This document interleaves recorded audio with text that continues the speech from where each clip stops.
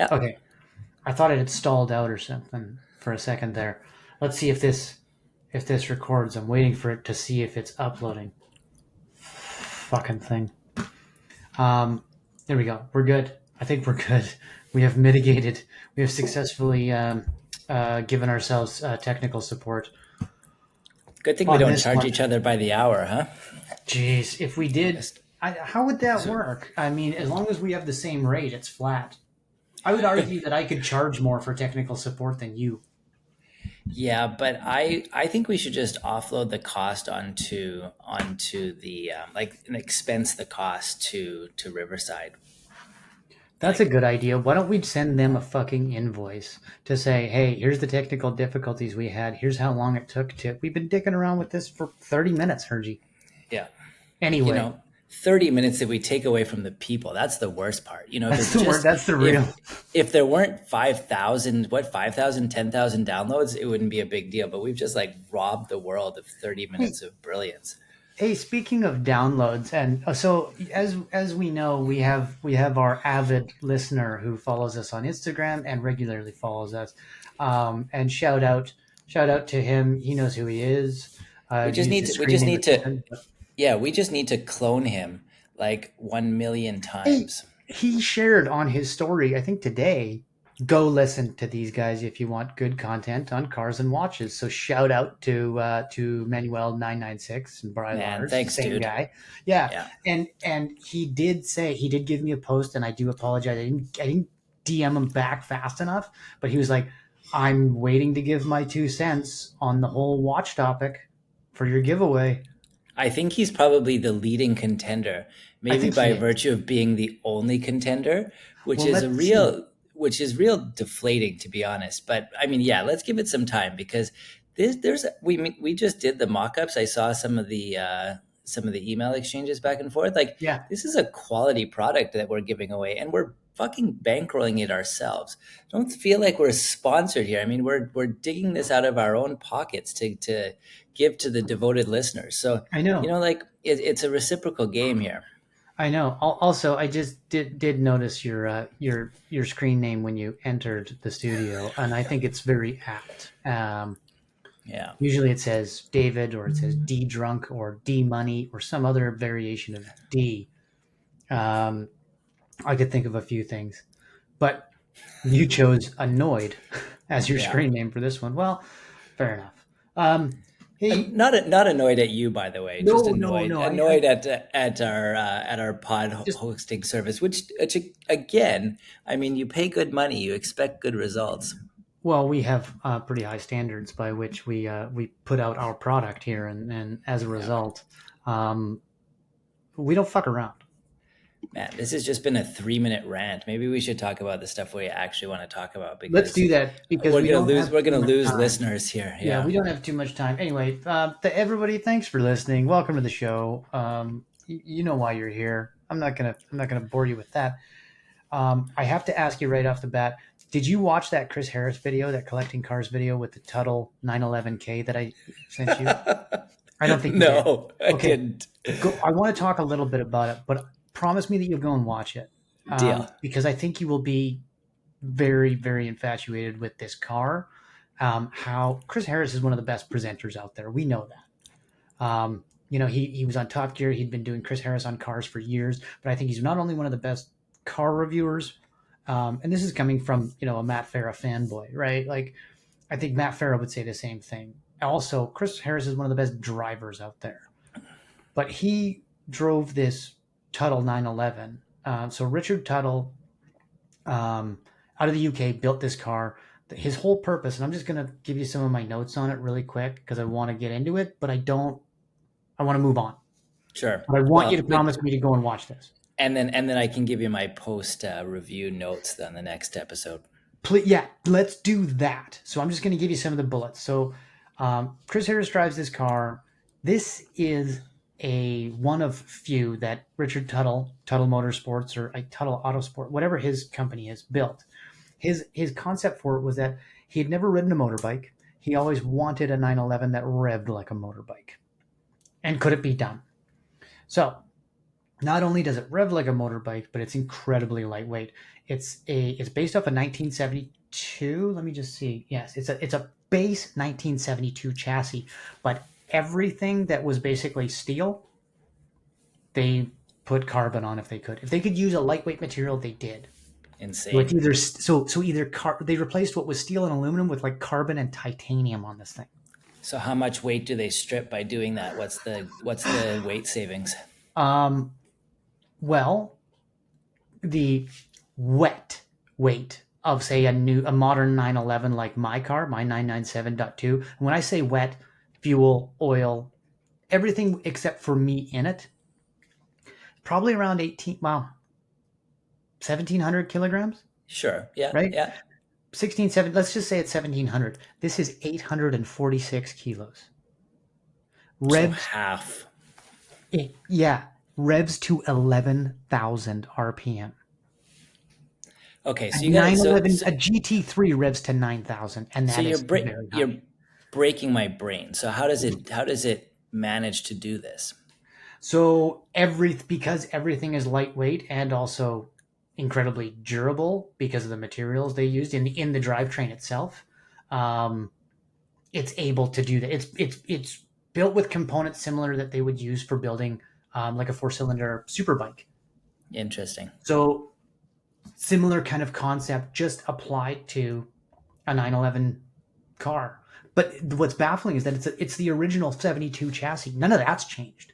So Chris Harris in the video, go watch it. He's like, I'm just going to start pointing at stuff, and you tell me if it's carbon or if it's steel or whatever. So he's hood, carbon, fender, carbon, bumpers, carbon, wheels, carbon, steering wheel, carbon. Like he keeps going. It's baffling, Hergy. Um, if it was steel, they made it carbon. If it was mechanical, they made it titanium. That's kind of how he put it. Okay. So a lot of the engine components are titanium. It's very strong, lightweight, right? Think about your dad's Pelagos versus Yeah. your Blancpain. Yeah. There's a significant weight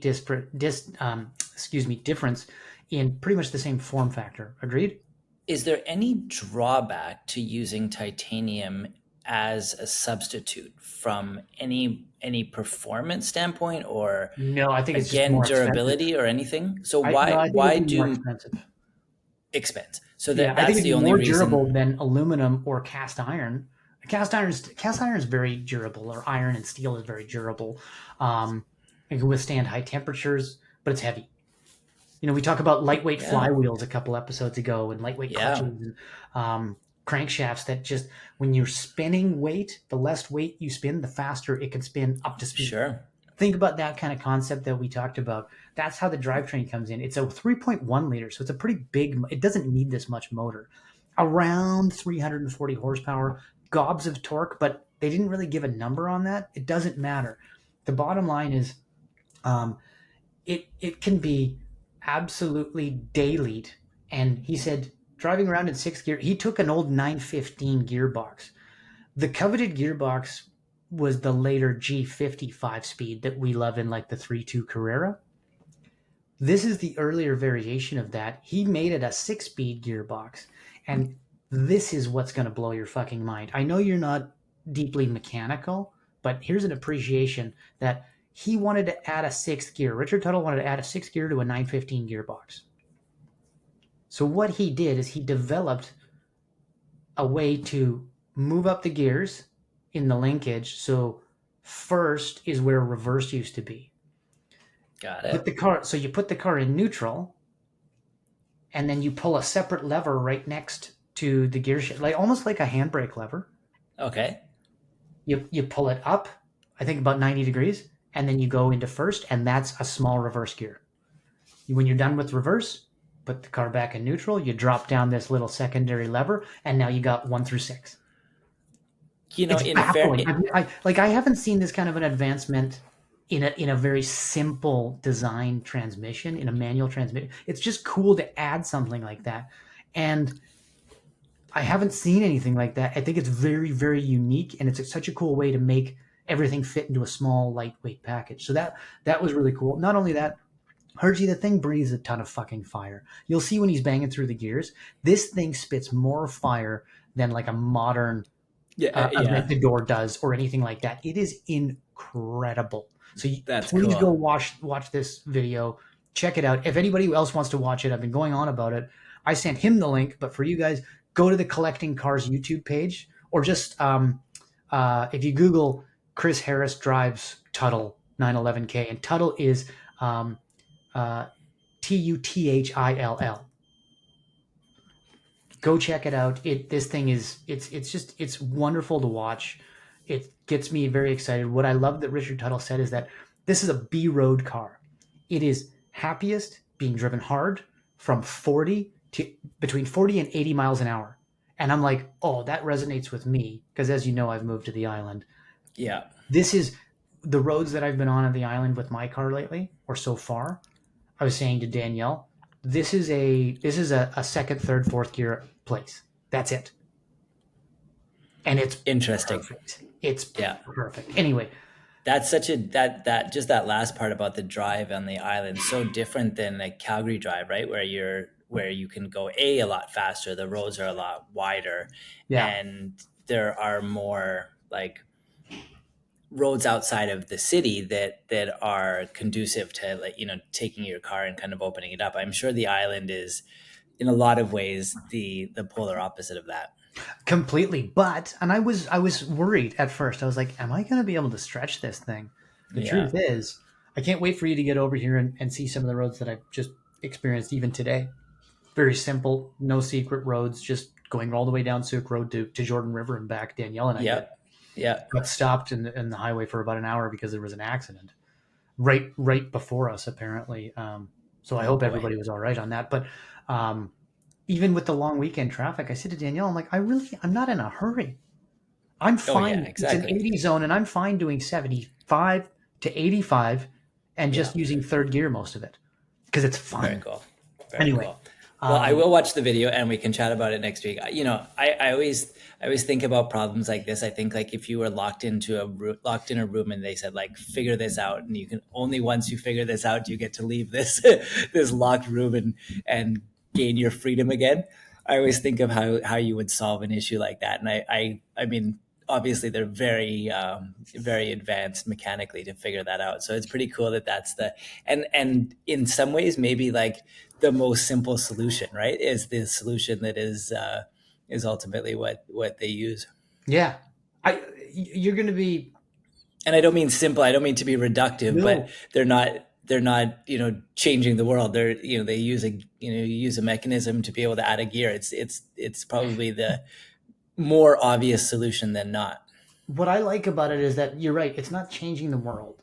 It's changing where the car world is going, and it's thumbing its nose a little bit in the current evolution of, say, like the 911 or the Porsche Yeah, sports car, only because it's saying it doesn't have to evolve your way. It can evolve this way. We can do cool things with old cars, sure. So let me and ask you this. Let me ask you, do you think that this would be, I imagine, you know, everybody's watching and everybody's listening.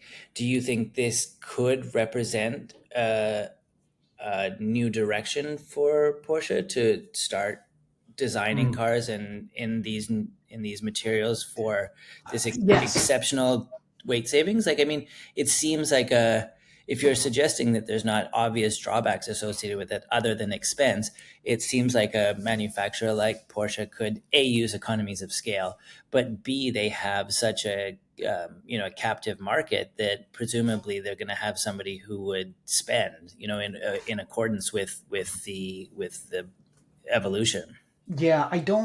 I think in some cases, yes. I think in most cases, no. I mean, here's an example. The closest thing that Porsche has developed to a car like this, Tuttle 911K is what it's called, um, would be the ST because it's got a lot of Okay. carbon on it, right? Like Okay.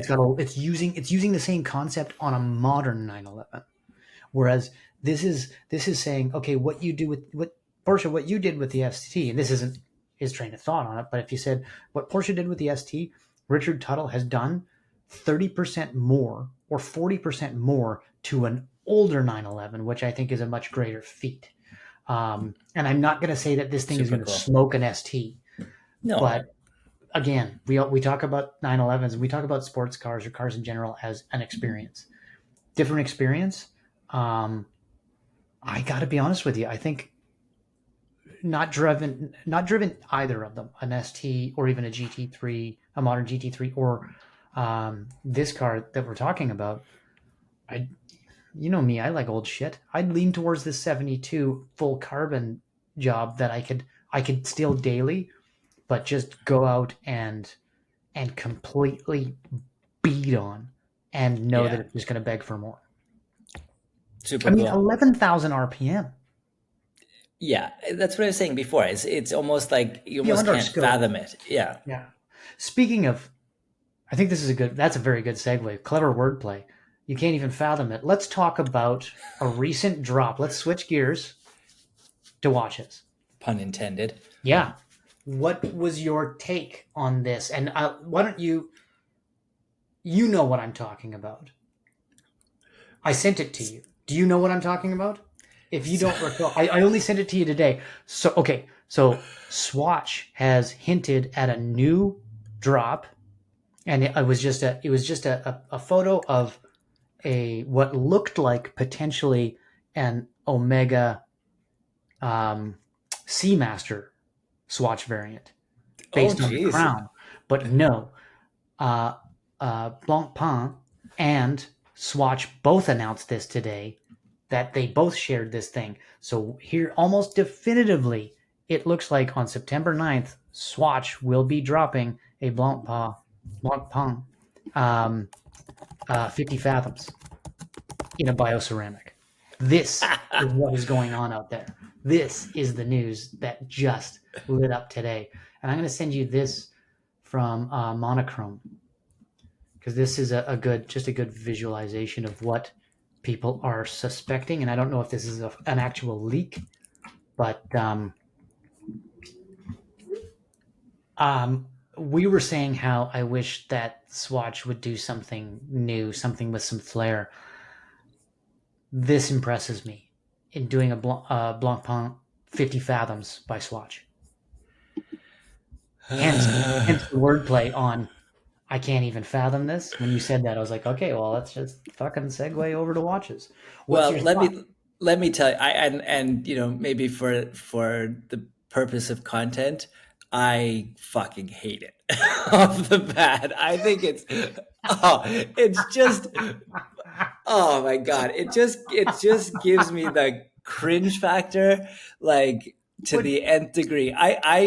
I feel like this is what I felt like when it happened to Omega, when it happened to the Speedmaster. You were like, oh god, this is it's it is what it is, but it's like Swatch flexing its muscle over Omega and like kind of forcing this down its throat and making this version of a watch that is so iconic, and then they take it and they cheapen it.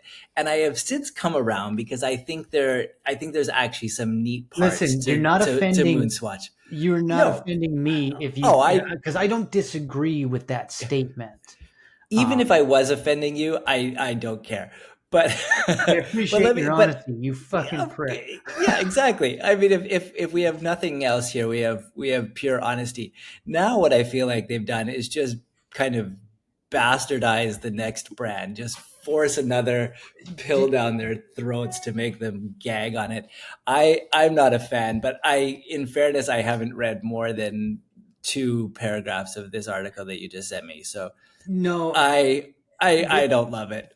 no. This is the other thing. Is like I see the interest. I see the capitalist nature of this. I'm okay with it. Honestly, I'm okay with it because I'm not. It's not one of my brands, so I don't give a shit. Yeah, see, that's the fair point because neither do I. I would never. I thought the 50,000 was a neat watch. It's a cool diver. I think it's a fairly groundbreaking evolution. I think was the 50 fathoms, which is so conceptually it was a very historically important watch. I just think they man, I don't know. I just feel like the owner of the Blancpain goes like, "Oh man, like they came for us next." Yeah.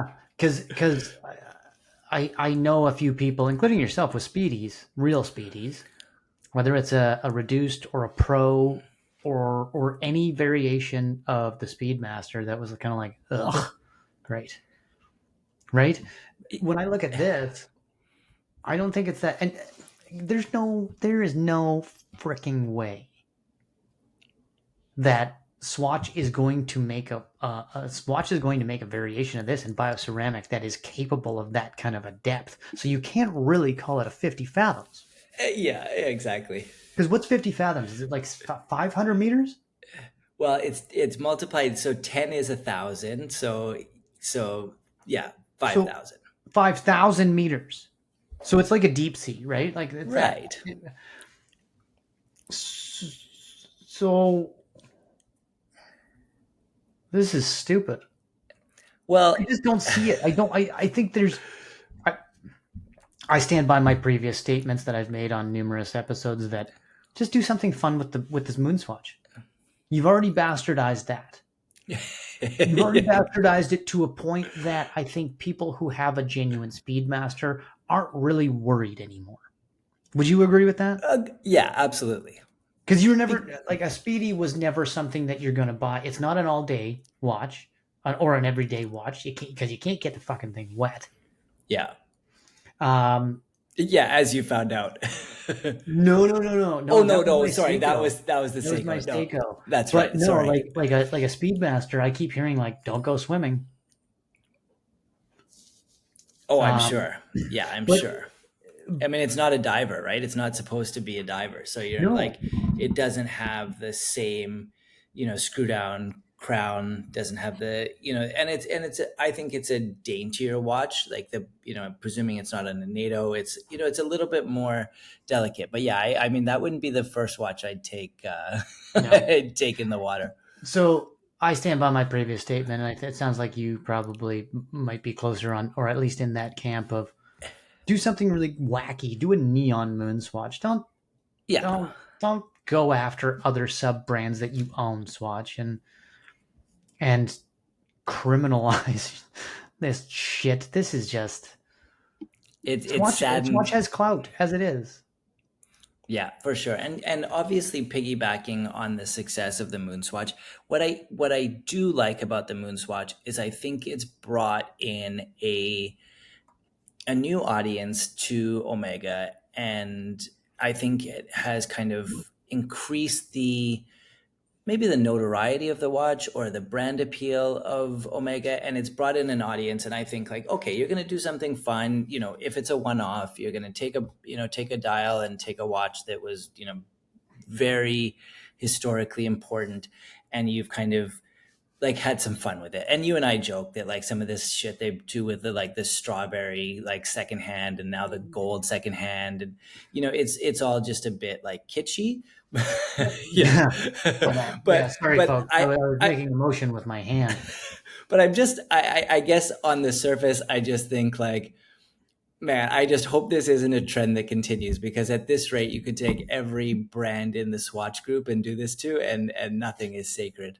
Well, and that's just it. And then I think we're starting to lose. It's not about the exclusivity, but it's like, you know what it is? It's like making a Countach out of a Pontiac Fiero. Exactly. And listen, for our avid listeners out there, and I'm sure there's tons of them that have Pontiac Fieros that are now Ferraris and Lambos and Lotuses, but it's not that there's something wrong with that. Everybody, I don't want to yuck anybody's yum. Do whatever you want. Yeah. But I think for what you're buying with a Blancpain or Omega name on it from Swatch, and as an owner of a Moon Swatch, I think you can get an equal or better timepiece from maybe a lesser known brand, but still a quality, in a lot of cases, a quality mechanical or automatic watch. You don't need to spend, we went through this months ago on the whole baller on a budget kind of thing. From Ramsey Talks Watches put some stuff out, and I think one of them that keeps coming back in my mind. Two, in fact. The Hamilton Khaki. Yeah. Great watch. Gorgeous. Under $1,000. Great Yeah. automatic watch. Great mechanical watch. Yeah. And then the real bang for the buck is that Orient Bambino Open Heart. Exactly. Fully automatic watch. Like $250, and that's a good automatic dress watch, especially for someone like me who doesn't wear dress watches. Yeah. But you want a nice piece for when you do. That's the kind of and that's my point, is that you can get, I think, for what this is being offered at, or what it will be offered at. And again, this is speculation. The announcement has to come out still in 5 days, September 9th. This is all speculative, but it seems like there's a lot of detail in this article to be completely speculative. For sure. Oh, I imagine it's not. Yeah. Well, let me leave you with this dire warning. If they come after the Monaco, because Tag is also a Swatch group. I won't. I just won't. Yeah. I just won't. I mean, so maybe we can all vote with our dollars and not support this new endeavor, at risk of our cherished Monaco being the next in line here, because then it's fucking riot time. Then it's like all gloves are off, and we're boycotting the brand. I'll sell my Omega if they do that to the Monaco. I would rather see them start to put out things like the Monaco or the Carrera in just a fucking Mecha Quartz variant. Yeah, even that would offend me, but not as much as turning it into a. Right? I would be like, but that's not why I want it. I don't want it just for the look of it. And that's exactly it. So I think that's a hammer to nail kind of comment. Let's wait and see what the actual drop is, and let's reserve. And then we can shit on it even more. Judgment. Yeah. Well, hey, let's get some feedback. Maybe we're off base here. Maybe we aren't the popular consensus. So let's hear it. If anybody disagrees with our take, we'd love to hear why. And maybe if you're going to be the next buyer of whatever this is called, what are they calling it? 60 fathoms. What, 3? The 3 fathom. The 3 fathoms. 3 fathoms. Blancpain, Swatch, Blancpain by Swatch, 3 fathoms. Yeah. Available only in store, by the way, so you can't buy this direct online. You know so what? Line up at our store, wherever the heck it is, and we maybe will possibly grant you the privilege of buying one of these. Right, I think. But if not, go pound sand. Yeah, seriously, get out of here, because I don't want it. Let's. All right. Well, I'm glad you brought it up, Ben. We've been ranting for 28 straight minutes. I'm enjoying this podcast more and more. Good. Good. We're the only ones that listen to. There's only 3 of us apparently that listen. That's not true. That's not true.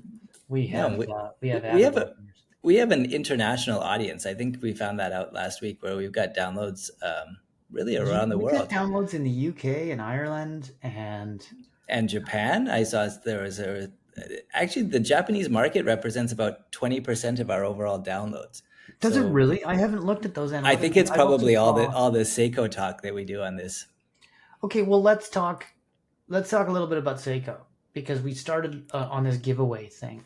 And so we did get confirmation back from Alpine Mods. He's got the file, send it to his dial person.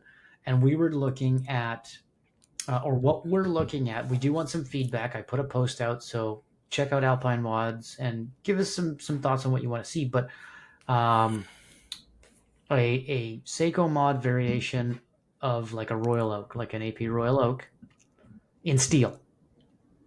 Sweet. What are your thoughts on? I also said with a date window. Like it. Yeah, me too.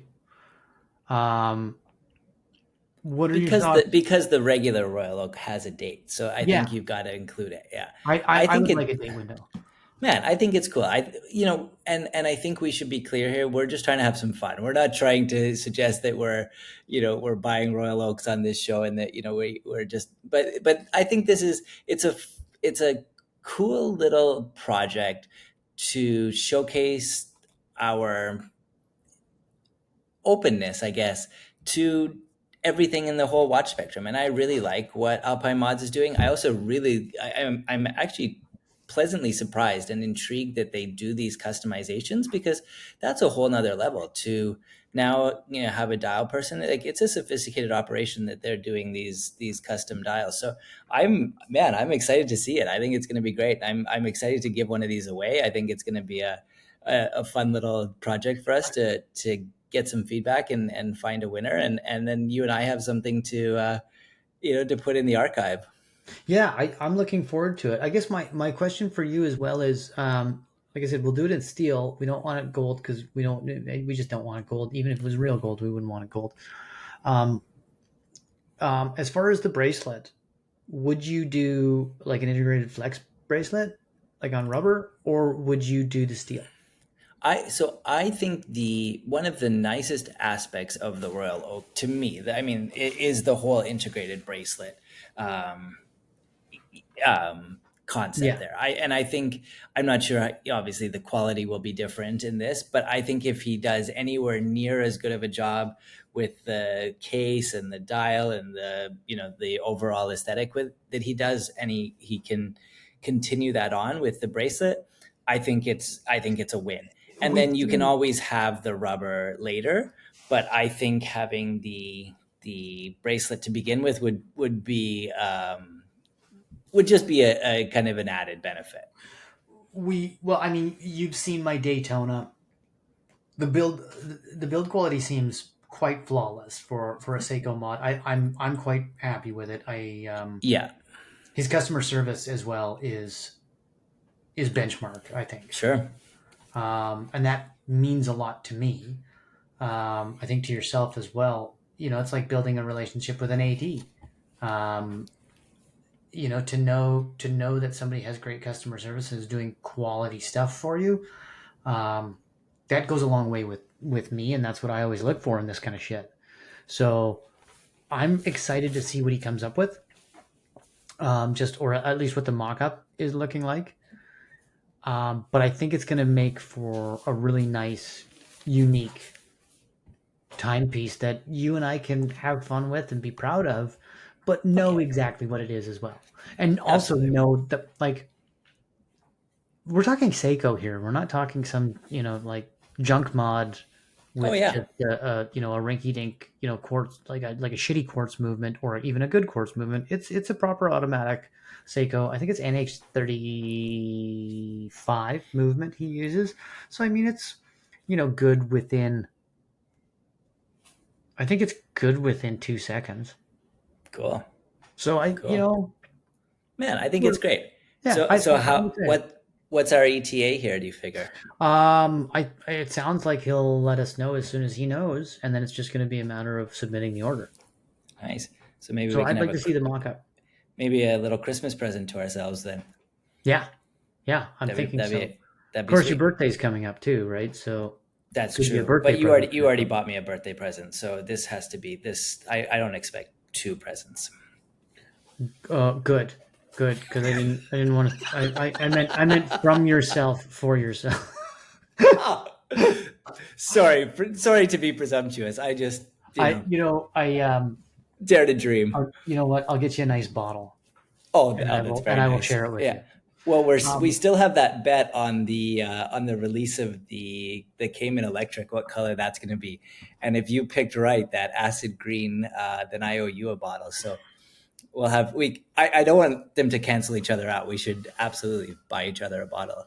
That's a good point. I completely forgot about that. So we'll have to see because that's got to be dropping soon, right?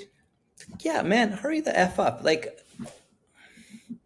I don't know. I'm more suspicious than you are, but I feel like maybe we're behind in production here. Well, I'm just making a note. Tease us a picture, man. Give the people Like what they we keep want. seeing some of these test mules out there, but you're right. I don't. I think they're It's got to be coming soon, Hergy. It's got to be coming soon that they're going to unveil something. They're going to and release it and for the 2025 model year. So maybe they're waiting to get closer to 2024 calendar. Yeah. All That's the only right. thing I can think. So let's hope that it drops this fall. But I think it's got to be any moment. Suspend judgment then. Yeah, I don't. So I don't. oh, let me tell you, I got a very nice voicemail yesterday. Oh, okay. I am eager with anticipation. I did it come from a creditor? A soon to be creditor. Okay, good. A Porsche Yeah. Finance creditor? That sounds Yeah, good. exactly. So I Okay, was do tell. told that I have a approximate 2 week delivery window, which would allow me to have my meaty paws on my car before the 18th of September, which Get the fuck is, out. yeah, 2 weeks. Now I'm still, um, you know, not counting my chickens before they hatch. But if I get a 2 week delivery window, I'd have the car mid September, just in time Okay. to maybe make a quick road trip. Anyway, I will keep you posted. But I was told that because the car is as low as it is, that I should definitely consider PPF protection from which was, I mean, a given as you and I had chatted. But Yeah, we're I don't. already down. We're chatting with the finance office tomorrow, and we'll have news, maybe more definitive news about an exact delivery date. Okay. PPF, ceramic, just take care. Given, Just do it. Just do it. And then absolutely. I can't wait. I can't wait to hear on a firmer delivery date. If you can, are you going to try and schedule it just as soon as possible? Or are you going to try and make it work for like a Saturday pickup kind of thing? Or Well, yeah, and a little bit of scheduling. So I'm not sure how flexible they are. We're back from actually going to Calgary for a quick weekend. okay. I'm back on the 2nd of October, which would be Okay. still yet another 2 weeks out. But I maybe try to do it then, or if you are so inclined, maybe I could push it to that following weekend, and we could make a little trip out. I mean, I can make it here. Hang on. Let me just. Let's see how. I gotta look at a calendar. You told me the other day, which I thought was funny. We should share it with the listeners, that I should ask to be able to do Oh, to do like the unboxing, you the know. unboxing and video it and pod from the Porsche dealership, but timing may disallow. So would you do it? So you wouldn't do it like? Wait a minute. You. Oh no, I'm thinking of the wrong date. Okay, you're going Well, back I'm to I'm away. YYC on the 29th, 30th kind of thing. Yeah, and then I'm away the previous weekend, Okay. 21st to the 25th. So I've got 2 weekends in a row where I'm not here. But Okay, that makes a lot more sense why you said you wouldn't come to the island at that time. So it's not that, by the way, great play not on that I words hate you. again. Yeah, No, great play on words again, though, when I said just walk on the damn ferry and you said too pedestrian. it's very clever, wasn't it? I'll give you points for clever. Yeah. I'll give you the points for clever. but take it away from They laziness. cancel out the smart assery of the fucking comment to begin with. Um, but okay, so that makes sense. So now we're looking into like first week of October. First week of October. Yeah.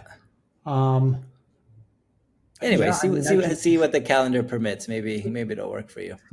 see what the calendar permits. I mean, if nothing else, I could certainly probably commit to coming to the mainland and being there like on the 6th on the Friday, Yeah, and do sweet. it then. But if you want to do it that like earlier that week, I don't know that I'll be able to. But Okay. Well, it's well, your let's it's your tentatively retro. Like you got let's to do let's tentatively plan for the 6th. Then I'll see if they're amenable. They sweet. probably listen to this podcast. So if they just want to comment in our DMs that the 6th is fine, then I don't have to. We Yeah, can save an email. yeah. Go ahead. Just let us know. Let us know if that works for your We're delivery. influencers now. Yeah, Exactly. you can just Exactly. reach us on our pod. We don't answer text. Hang on. I got to make a note of your GTS delivery is imminent. Eminently eminent. God damn it! There was something else I was going to ask you about, and I can't recall what it was. But it was in that same vein because I don't have a whole lot of. I've been so damn busy this week. Oh, maybe I've got shit to talk about. I was in watch porn land this week. So the GPHG uh, awards nominations came out, and I spent probably, I want to say, like, cumulatively, like 5 hours looking through all of the nominees. So GPHG is an annual award show. GPHG is Grand Prix de Horologie Genevieve, whatever fuck it is, Geneva, is GPHG, and they have a annual watch awards, and they bring together, this year it's 90 pieces, 90. 84 of them are wristwatches, and then 6 of them are clocks. Oh, But they further divide the categories. There's a best in show, there's a definitive winner out of the 90, but they also divide the watch into categories. So they've got like a ladies' watch, they have a ladies' complication watch, and then they have a men's watch, and then they have a men's complication watch. But what I thought was interesting is they reserve 2 spots for what they call petite Ejoulet, which is a retail price between 2,000 and 8,000 Swiss francs. okay. And then they also have a what they call a challenge watch, which is a retail price under 2,000 Swiss francs. So while it's really interesting and appealing to go and look at watches that cost $250,000, most everybody, unless they have extravagant means, those are they're too aspirational to even truly consider ownership under. But I think to reserve a category for 2,000 to 8,000 and sub 2,000 really kind of normalizes the watches, and to some extent, offers a platform for a lot of independent watchmakers that maybe don't necessarily get the same kind of notoriety as a Rolex or an AP or a Patek or any of those, big brands, because they don't have marketing budgets, obviously. And they're, even though they're easier to find these days, they're not, common knowledge. So I instantly gravitated towards this. They had one more category, which I think you would find interesting, which is the kind of sports category. And it had the IWC, the Ingenieur that we were talking about. It also had the Pelagos, and then it also had the Monza Flyback from Oh, Tag. So they came out with some really cool watches out of this category. The award is given on November 9th, but they start judging pretty quickly, like within the next couple of weeks. And it's a 30 panel jury that comments on all these watches. But I thought what might be cool maybe is just to dive into one of them, because while I'd love to talk about 90 watches, time constraints don't allow us necessarily that freedom. so okay, then pick a couple So let me tell you the because one I'm that I interested was in this. the I hadn't most heard. kind of hyped about, Okay, in part because sorry, I'm just going to get it so that you can post it properly. So it's in the 2,000 to 8,000 Swiss francs, and it's a Christopher Ward London, and then it's called Bell Canto is the name of the watch line. I'm going to just put it for you here, and you can have a look. So you'll probably get a text here, and you can give me your first thoughts on the dial here. ooh, And keep in mind, this watch this actually came in at, I want to say, under $4,000. So really? even on the lower end of the yeah, $3,595. So you're getting now, I'll You're explain to getting you kind of the pros and cons here. It's not a full in-house movement, but it is a fully designed in-house movement. So they're going through the process of saying, like, this is how we want the design to be made. This is what we want the feature of the watch to do. And then they source movements from there, which is, I would call it like a, if there's such thing as a hybrid in-house movement, this is probably what would, fall into that category. But Right. let me get your take on just the dial, because I think it's pretty interesting just off the bat. So first thing I notice, I get what the vibe I get is like what people in the 60s thought the future would look like. The whole Tomorrowland kind of concept, and not in a Yeah. bad way. I think it's really attractive. I really like it because immediately you don't see that the actual dial is quite small Yeah. within the crystal, right? I'd So agree with you. you don't Yeah. you don't really notice that too quickly because as minimalistic as it looks, there's a lot going on, but it's clean. I like it. Yeah. So there's a brand called MBNF, Max Bousset and Friends, and Yeah. he has these kind of 3D looking dials where he has things kind of spinning around. So there's a Yes, I've little seen bit them. of like inspiration taken from MBNF. Yeah, I get that same vibe too, kind of this futuristic, almost 3D looking, really kind of striking, pun intended, pun unintended, um, look to this watch. And it was made in such a way that they were intrigued enough to make a movement that was really advanced. And I'll just touch on that in a second. But they had in mind that they wanted to keep the price. In this range, and not necessarily to qualify for this award, but to keep it to be a watch that's accessible to more than just like the elite. And so the whole watch was designed with that in mind. It's really easy, I shouldn't say easy, it's easier to put in all of this futuristic design and execution, and then price the watch for 50, 100,000, $200,000, because you can just get your money back. But I think to be able to make it in such a way that it stays cost effective is actually in some ways an even more impressive feat. So Mhm. the watch was made with that in mind, and it has this movement which is, it's called a sonnerie movement, or sonnerie. I'm going to pronounce everything wrong on this podcast till the end of time. But It's the that, final day of a long weekend, folks. Give them a yeah, break. yeah, we've had exceptional nice weather, so I've been outside. Just Good. yeah. So, but what a sonnerie is a complication in a watch where you'll get a ding, or like a pronounced tone on the passage of time every hour. Yeah, So like a it's kind of chime. a chime. Yeah. So you've got a different kind of understanding of telling time. And most sonnerie movements are made, and they're exceptionally complicated. You have to kind of store up enough energy through the hour to then release the hammer on the sound instrument to make the chime. And it's exceptionally difficult, which is why it's so difficult to find in an accessibly priced watch. But they managed to do that. And you'll see on the dial, there's that on the bottom, I guess the bottom right side of the watch, there's that little red triangle with the Yeah.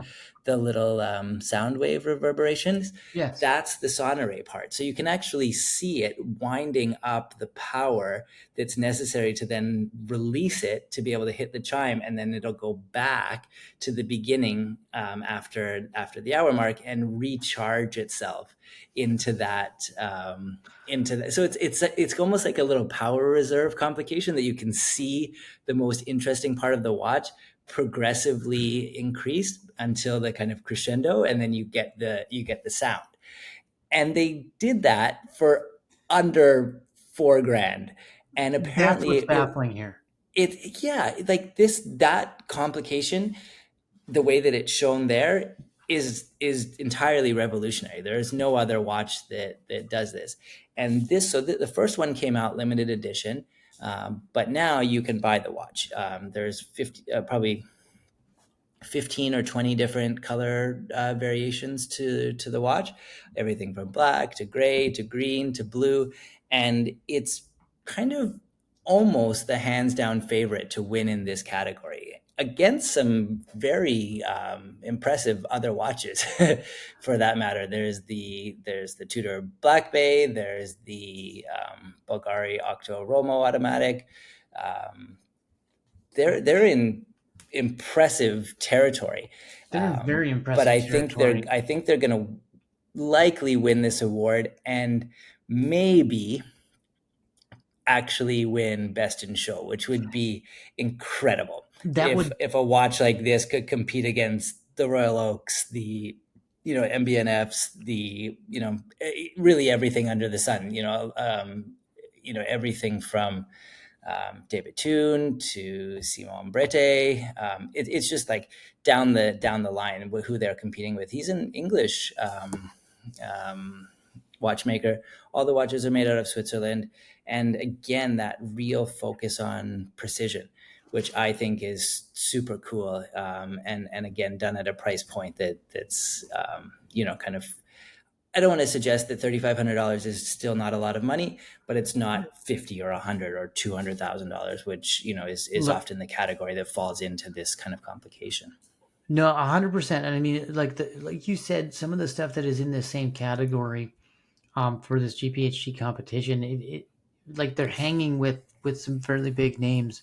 But to your point about the movement and this complication, in-house or not, who gives a shit? And I'll tell you why. Because where I'm going with this, as far less of a watch aficionado as yourself, but more an appreciation of watches and really getting into that. To me, this says 5-figure movement for 4 figures, and high 5-figure movement. Not like a $12,000 watch, like a $62,000 watch for 4 figures. They're making it in titanium to boot, and at 41 millimeters.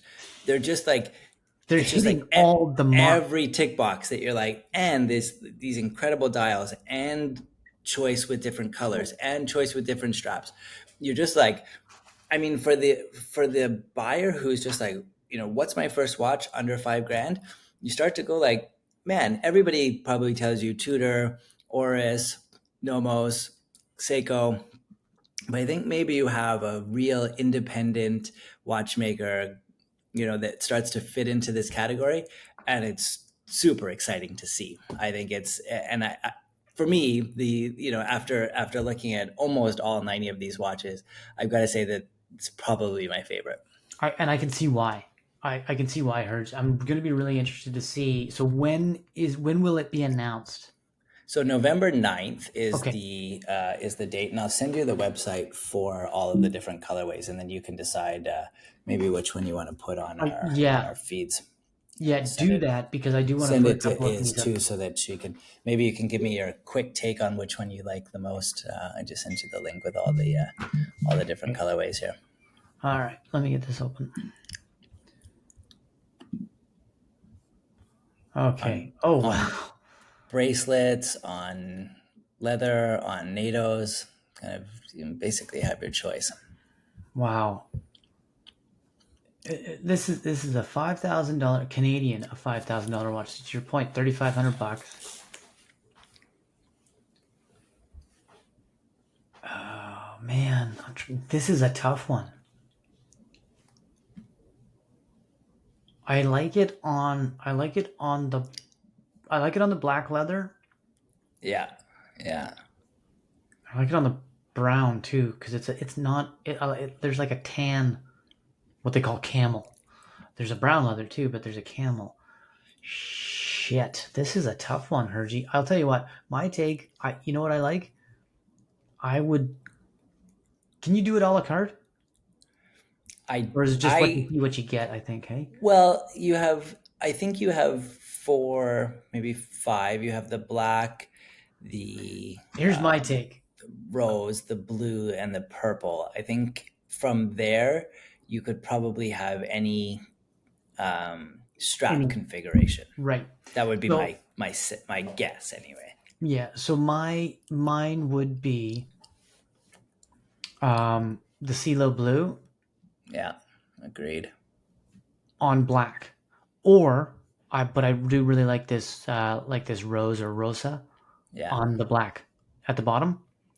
That would be, I think, if I was just to click go, it would be this one, rosa on black. yeah. I think it's pretty timeless, but it has a nice hit of color with not, it doesn't drown it out. I mean, the black on black is good. The black on brown is good. Any of them are good. But yeah, that would be my take. I think Rose on black. what I also like about this is it's a direct to consumer model. So they are, eliminating the middleman. I've got to say, I think a watch at this level, if you had to buy in any kind of boutique, you would pay. I've got to think the markup is probably double.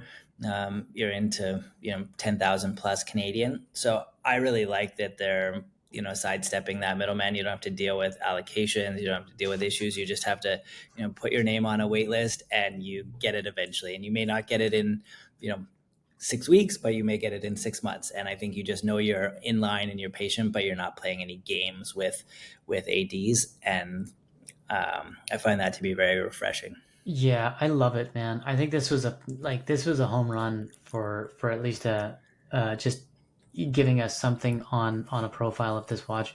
Um, this is the kind of thing that I always appreciate when we have these conversations, is coming away with some exposure to something that I wouldn't have gone and sought out, Yeah. but and it would have been hard to stumble across.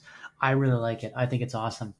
I'll Um, jump into one more, which was the under the challenge category, only because I thought you'd probably like it. So it was the Karuno Tokyo GMT1. Send you the link for this one yeah, too. And I know we talked about Karuno Tokyo and the the interesting kind of Japanese influence that had. But this was maybe the watch that I would have picked under the challenge category. I thought it was super cool. And then there was another watch out of Hmm. Studio Underdog, which I also liked as well because I thought it was some really interesting colorways. And I like the idea of introducing these multicolored watch faces because I think it really adds to the level of depth in these. And I think the way they've done these dials, it almost looks like it's kind of like a pebbled look to the dial. Oh, I like I this. thought that was super cool. The watermelon one apparently is the one that's kind of That's overwhelmingly the favorite. But I thought that was a cool watch. I'll look at this uh, studio underdog a little bit more, but that let's was the one that yeah. caught my eye. The Chrono Tokyo is, I think it's good. I have a big appreciation since you introduced me to those watches. This one reminds me of something my wife got me 1 years ago. That neither of us really liked, and she took it back. Oh yeah. Oh yeah, yeah, like right around the time that her and I got married. It wasn't for our wedding. I'll have to look into that one, but anyway, the Studio Underdog. I Yeah, and I do have an appreciation for that kind of challenge category, like to get a Oh really yeah. quality timepiece. And I think a lot of our listeners could appreciate that too. And even what I said to you, one of the endeavors, even in going after this, doing our own Seiko mod or our logo on a Seiko mod with Alpine, is to have a quality travel watch that you can appreciate. That was part of it anyway. And then we thought, well, shit, let's put Yeah. our own logo on it. Yeah. Absolutely. That's where I see an appreciation for these types of watches, and um, I think it's good for us to give that exposure, because even though we'll gravitate to certain brands or certain timepieces that may be virtually unobtainium for even us, it's nice for other listeners or other people to get exposure to. You don't need to be a baller to have a quality automatic watch, and even if it's the only one you own and the only one you ever own, you can still have a good one without breaking the bank in Yeah. relative terms, right? So let me ask you this: this Studio Underground, this watch is $475 US dollars. So you're getting this for under $500. I would challenge anybody to tell me why you would buy a 50 fathoms Swatch watch over something as cool and design forward as this, because this to me says I'm interested in watches. I'm interested in the statement that watches make about who I am. I'm also very attuned to interesting design and independent movements. And to me, it's such a cooler statement to make than to kind of knock off a 50 fathoms. Controversial or not, I don't know. I have nothing to add. Yeah. Genuinely, I have nothing to add. I think that's very well said. I want to, before we drop and say goodnight to folks, I wanted to touch back on. Do you remember we had not really a bring a trailer challenge, but a curiosity as to see what happened? There was that 1980 911 SC that was actually located here on the island, on Yeah, that's Vancouver right. Island. Yeah. That, do you remember the number I said? If this goes for something, then I think I'll regret not bidding, or something to that effect. And I thought I said somewhere in the 30s. Does that sound I right? think you're right. Yeah, I think we thought if we could get it under 30, that would have felt like a Okay. steal. I couldn't remember if it was in the 30s or under 30. I genuinely couldn't. I think we're getting to a point in the market. And I don't know if you're going to be interested in doing this, but it's something that I've talked about doing, and even with some of the endeavor that, or the business venture that you and I are working on.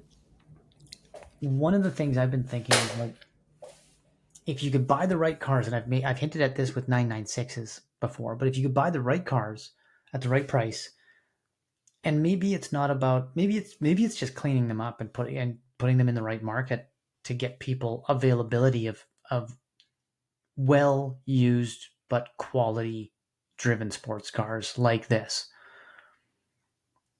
This car went for 37.5. And I think that is, I mean, it had a lot of miles on it, and it was a driver, but there was a couple things that needed to be fixed, but nothing backbreaking or Yeah. nothing even bank breaking for that matter. So not neither labor intensive or wallet intensive. I'm starting to think that some of these, with the 911 market and this newer generations opening up to it and getting into the outlaws kind of stuff, and more of the hot rod side of sports cars, I feel like that would be a good canvas. And some of the 911s even, or the 996s out there even, would be good for. But if you could get your hands on well used, well priced, air cooled 911s and put $10,000-$12,000 into them, into a little bit of preventative stuff, but also hot rodding and outlawing them just a little bit, I feel like there's a fast flip market. Because let's be honest, you're not going to buy an air cooled 911 with 150 or 200,000 miles on it as a trailer or a garage queen. These are the ones that I've been saying for years are the ones, like, get out and drive them. Nobody saved it for you. Why are you saving your car for somebody else? Let's get out and drive them. Absolutely. And I think it's a great canvas to maybe do something fun with. So let's keep our eyes on this in the same way that we do on some of the watch market. That is like, are these the ones to buy and to sell? Buy, sell, buy, sell. But I think in some of these 911s, maybe what we could find is buy, outlaw, sell. Yeah. Yeah, Because for because you're opening up to a different kind of market now, and that market can be much broader than somebody who's willing to pay top dollar for a well polished, well cleaned up, well running air cooled car. I don't think the Yeah. margin is as fat, and I don't think the market is as fat. Anyway, that's my Super take cool. on it. So I think we're getting there. The fact that this one went for 37.5, if we start to see that market come down even a little bit, but even where it's at, if we're in the mid 30s on some of these cars, I feel like it wouldn't take too. I've done this kind of stuff before. I've built hot rods before. I've built cars before, either with friends, and built motors and transmissions and customized stuff. I've been doing it ever since I could. I've been doing it ever since I could. Yeah. Yeah. Um, so I understand it enough. I think there's something there. So let's keep an eye on it. Let's Cool. keep an So eye do you on it. think do you think this sold for, we were talking under 30, you thought was a steal at 37.5, do you think it sold at the appropriate price, or did they overpay a little bit? No, I don't think anybody overpaid for this car. I think they got it for a very good market value based on where it is. I don't know where the buyer's from. I should look.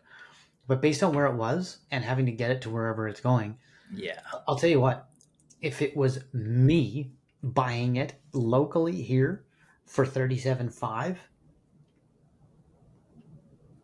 37.5 plus 10 grand, be into it into the high 40s, and I think it's a $70,000 outlaw. And I could Unreal. be out to lunch on that, but now I'm also thinking about what most people would spend. That 10 grand is most people would probably spend 18 to 25 because I'm going to do the work myself. Yeah. Yeah, absolutely. And I'm Well, going I to do a mean, full motor out rebuild on this thing. and I from the last conversation that we had, I mean, there were some minor cosmetic stuff. I remember suggested at the time that none of this stuff is expensive, to do from the kind of interior, No. restore kind of world.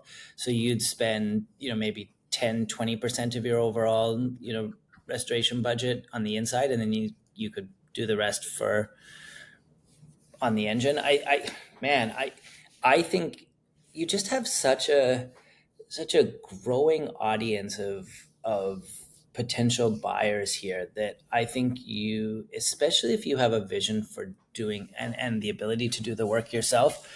Yeah, I don't doubt your figures at all. I think they're probably Well, pretty spot on, because a buyer like me who is less mechanically inclined is okay knowing that, okay, I've paid, maybe even a $20,000 premium in order to be able to, have this car that's roadworthy, and that I'm not going to have to necessarily stress about for, some extended period of time. There's play there because I well, think if you're able to do the work, then capturing a 20-30% upside is pretty realistic. and that's where I'm thinking. That's where like the buyer like yourself. I see there's a few different types of people that would buy a car like that, like an outlawed 911. There's gonna be people that's the experience they want, and that's the only experience they want. And maybe they'll eventually they have aspirations to gravitate towards a Tuttle or a Singer or a Gunther or Sure. some Sure. high end outlawed variant. Or someone like myself who just wants a collection and just wants to have all these different experiences, but I don't have the means. And even if I did, I would want a broader spectrum than a more focused spectrum of expensive cars. I'd rather have a broader spectrum of those of the cars that I want, with the quality of experience that I want, rather than having that more focused and buying one car where I could buy five or four Yeah. or three. Yeah. I think somebody like yourself, even, you're going to have this GTS, and I think it's going to be such a blissful experience. But you may get to the point, as you get older, that maybe you want something that is similar to watches. Maybe you want something that is much more mechanical and gives you a lot of different feedback, and that it's not something you would want all the time. It's Yeah. like a watch you wouldn't wear all the time, but when you do, you're reminded, oh yeah, I love this watch. Absolutely. Well, So I, cool. I, I think I'm, it gets my brain gears going. I'm intrigued. I think we should figure out what our model is, and how we want to do it. But I mean, and presumably there's enough out there, right? That you're not going to go through a difficult time actually finding a car that hits the kind of required check boxes for you. I think that's just it. I think there's enough of them out there, and I think the air cooled ones are where we're going to see. I think that's where you see the fatter margin and the quicker turn when you after you do what you need to do on them. Yeah. They're harder to find, hard to find good ones at the right price. But I Yeah. think we're starting to come down. It's not going to the market. It's not going to tank. It's just coming down and normalizing a little bit. Um, in the 996, 997 market, I think it's abundant. Cool. So let's keep our eye on it. Let's maybe come up with a model and we'll talk about it. But I think we should leave it there for now. We're at an hour and 10, and I was thinking maybe we'd only bust like 50 minutes, but here Yeah. we This are. just Neither of this us just are comes chill. easy to us now. I know it does. It just comes in fucking second nature. It's good though. It's good. This was good. I'm glad we got the technical difficulties all squared away. Yeah, here's But hoping this is a good recording. If not, apologies in it advance. is. But It is. I think we're good. No, But if you're not, know that you're whatever we're making up in or whatever we're losing in quality, we're making up in content. there. We go. That is a soundbite. Yeah, I don't know. clip Maybe that. not. Maybe not a good one. We'll fucking clip that anyway. I think we've got enough. We've got enough other stuff we can clip into our story. So we've got some more stuff coming on our Instagram, TikTok, YouTube channels. So everyone can look for those and please share and subscribe and give us some comments. You've got a giveaway now. We've We're got trying to to incentivize you to engage with us. So the more the merrier. Yeah. So if you're listening, yeah, chime in. I made a post on Instagram today just about it. It's a picture of one of the watches from Alpine Mods. I've tagged them in it. I've called them out Nice. as with photo cred and everything. So go and check their catalog out. I think I put in there the specific things. What would you do as far as a watch variant? Because I'm interested. Is the Royal Oak not the right one? Somebody might open our eyes. So Yeah. challenge us. Tell us what you like about the show, and tell us what you'd like to hear in the show going forward. If there's something specific, or you want us to do a profile of a car or a watch, and if the comment is enough with the fucking Porsches, that's fine too. Give it, but you got to give us something that you want us to do something on. I don't give a shit what it is. We'll do a Pinto. I don't care. Yeah. Anyway, let's leave it there for now. Lots of fun as usual. Always a pleasure, man. All right, thanks everyone. Thanks, everyone.